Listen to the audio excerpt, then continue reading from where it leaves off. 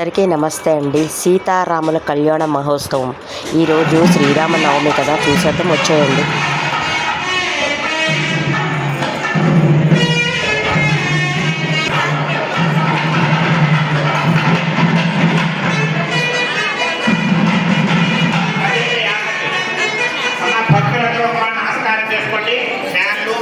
కాబట్టి ఇక్కడి నుంచి హారం తీసుకొని నిలబడండి. మీ దగ్గర పువ్వులు వస్తాయి, ఆ పువ్వులు డబ్బులు పట్టుకోండి. మంత్రపుష్పం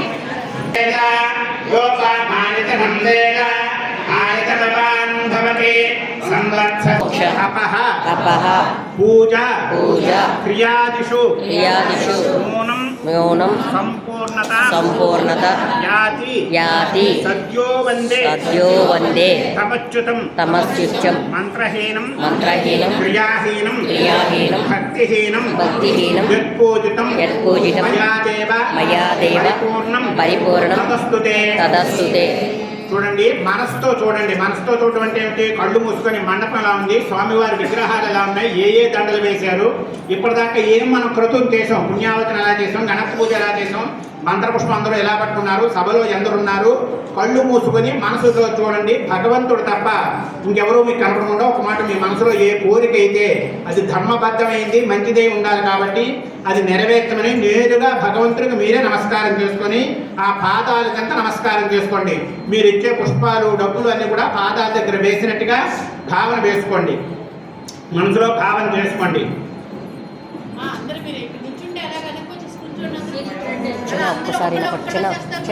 ఒక్కసారి పట్టుకోరా, కట్ చేద్దాం, అలాగే పట్టుకో. దర్శించుకోండి, వెనక వాళ్ళకి అవకాశం ఇవ్వండి. వెనక వాళ్ళకి ఇబ్బంది లేకుండా మీ ప్రవర్తన కూడా బాగుండేటట్టుగా మీరు కూడా మీకోసమే చెప్పాను కదా. అనుష్ఠాన యోగిత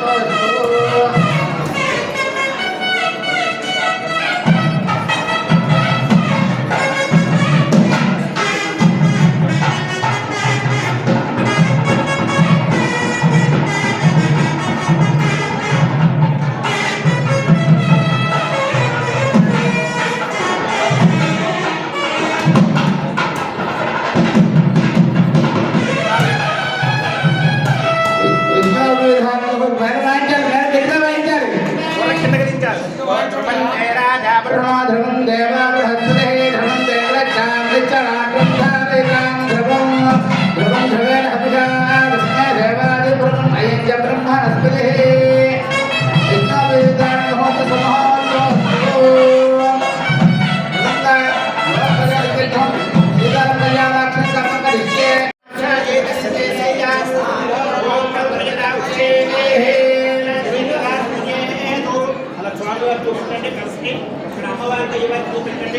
చూడండి, స్వామివారి యొక్క దృష్టి ఇందాక అర్పణలు గెలబెట్టారు కదా, ఆయన మీద కూడా వెళ్తున్నది, అది మీకు ప్రసాదంలో వస్తుంది. అందరూ నమస్కారం చేసుకోండి. ఓం తాత భూతంహరః భూతంసా విరాటన్మాక్షాయేతస్యదేశయ్యాన్మూర్ఖంతాః ఓం కల్పయత ఉచ్చైః ముందు వేసేలాగా అన్ని వేసేంటారు. ఉచ్చైః వరం వస్త్రాధిపర్యదారుణ్యే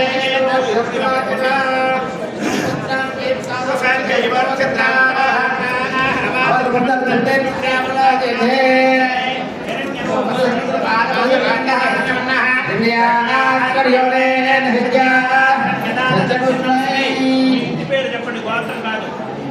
రావిళ్ళ నాన్నగారి పేరు. వెంకట కృష్ణయ్య దంపతులు స్వామివారి కళ్యాణ మహోత్సవంలో వంశీకృష్ణ పేరు కదండి. వెంకట రాంగవే వంశీకృష్ణానాదేశ స్వామివారి కళ్యాణ మహోత్సవంలో మధుపాకద్వయమన్నో సువర్ణ యజ్ఞోపేతమన్నో స్వామివారికి అమ్మవారికి వస్త్రాలు. నమస్కారం చేసుకోండి. రెండో డ్రెస్ ఎప్పుడు మాట్లాడారు కదా, ఇదే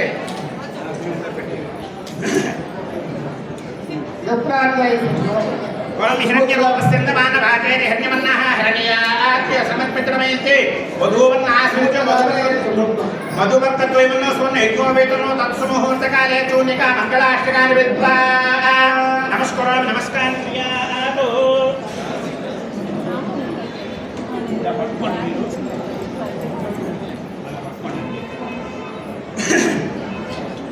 అయితే ముహూర్త కాలంలోని మన ముహూర్తం పెట్టినప్పుడు ఒక మంత్రం చెప్తారు, ధ్రువంతే రాజా వరుణో ధ్రువం దేవో బృహస్పతి.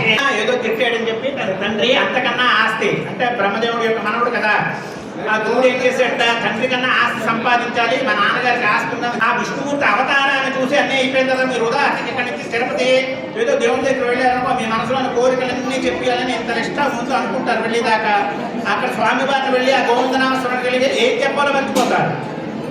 అవునా కాదు? అక్కడ వెళ్ళేసరికి ఏమిటంటే పంతులు గారు 40 ప్రశ్నలు వేయాలనుకుంటారు, ఆయన వచ్చేసరికి 6 ప్రశ్నలు కూడా వేయరు.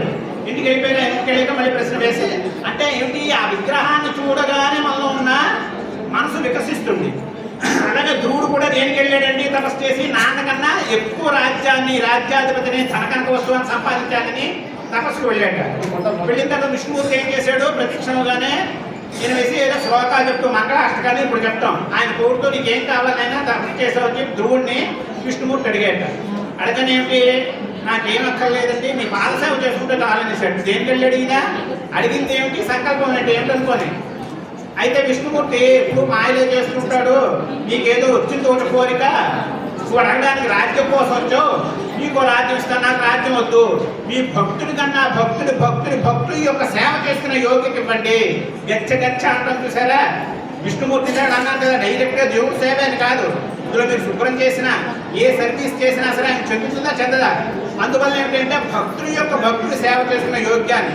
అయితే నన్ను మాయలు అంటారు, నా తపస్సు చేసి ఇంత పొందేవు కదయ్యా, నీకో రాజ్యం ఇస్తాను, ధ్రువమండలం అని ఉంది.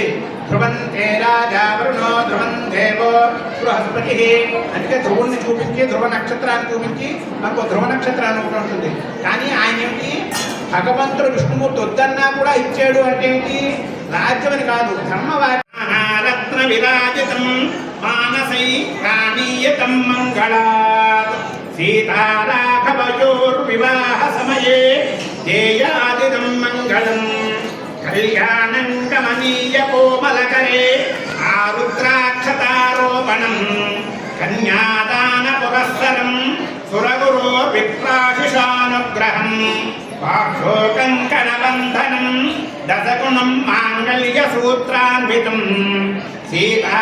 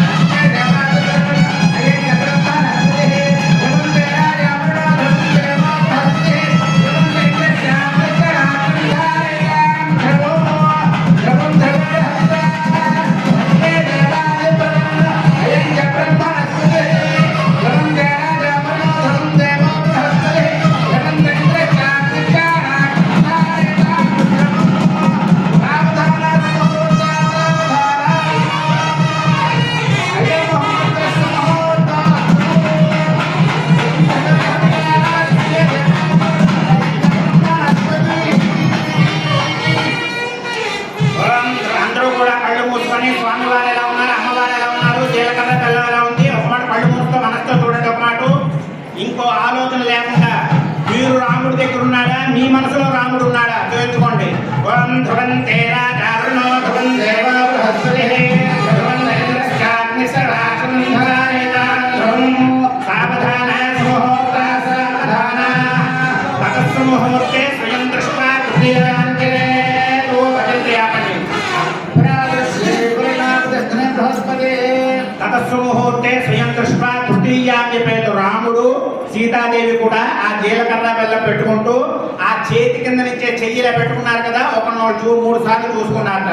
అప్పుడే వాళ్ళకి లగ్న పరిమాణం అయిందని చెప్పి స్వయం దృష్ట్వా తృతీయాన్ని పేరు ముహూర్త కాలానికి నమస్కారం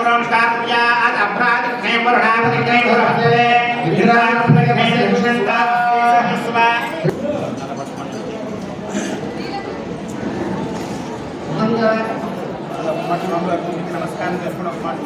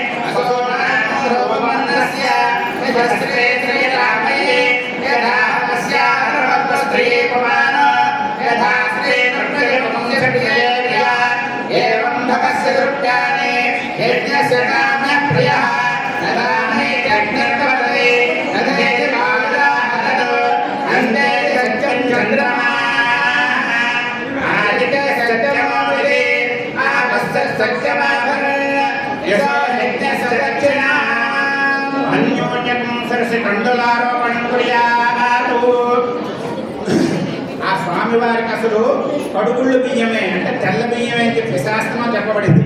పసుపు కలపడంలో తప్పే ఉందండి, పసుపు అన్నిటికీ సుకృతమైంది కదా.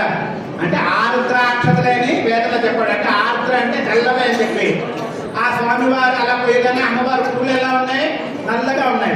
ఈవిడ చేతులు ఎలా ఉన్నాయి, కింపులు ఎలా ఉంటాయి అలా ఉన్నాయి. చేతుల యొక్క ఆ శరీరం నుంచి పడుతున్నంత నవ కోమలంగా అమ్మవారు. ఆ అక్షతలు తెల్లవి నల్లగా